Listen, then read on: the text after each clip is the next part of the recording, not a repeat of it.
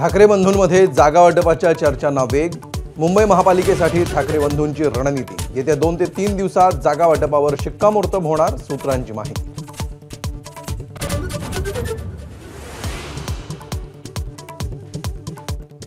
आजारी असलेल्या संजय राऊतांकडून बाळासाहेबांच्या स्मृतीस्थळी अभिवादन। आजारी असतानाही पहिल्यांदाच सार्वजनिक स्थळी दाखल, भाऊ सुनील राऊतही उपस्थित।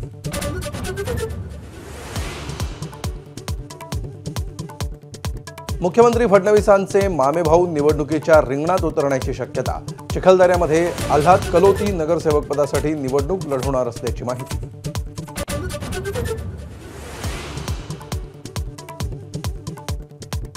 बारामतीत पुन्हा एकदा पवार विरुद्ध पवार। शरद पवारांच्या राष्ट्रवादीला वंचित आघाडीची साथ। अजित पवारांविरोधात सर्वपक्षीयांचं पॅनल उभं राहणार।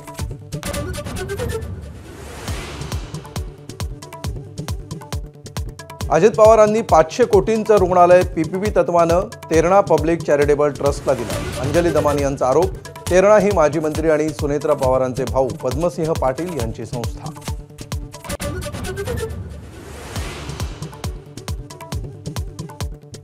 मुंबई ठाणे नवी मुंबईला पुरवठा करणाऱ्या गेल कंपनीच्या सीएनजी गॅस पाईपलाईनमध्ये बिघाड। रिक्षा टॅक्सी बसवर परिणाम। घरगुती पुरवठा सुरळीत, गॅस कंपनीचं आश्वासन।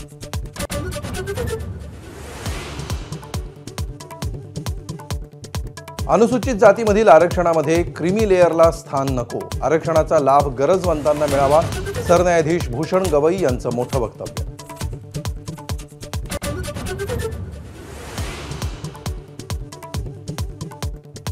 बांगलादेशच्या माजी पंतप्रधान शेख हसीना यांना फाशीची शिक्षा।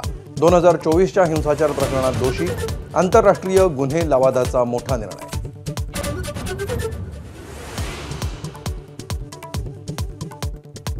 नितीश कुमार पुन्हा एकदा बिहारचे मुख्यमंत्री होण्याची शक्यता। आजच नितीश कुमार कॅबिनेटनंतर राजीनामा देणार। नव्या सरकारसाठी भाजपसोबत आज बैठक। 20 तारखेला शपथविधीची शक्यता।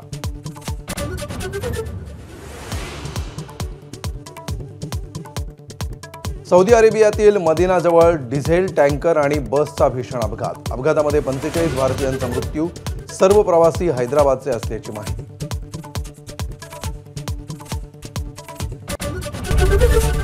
एबीपी माझा, उघडा डोळे बघा नीट।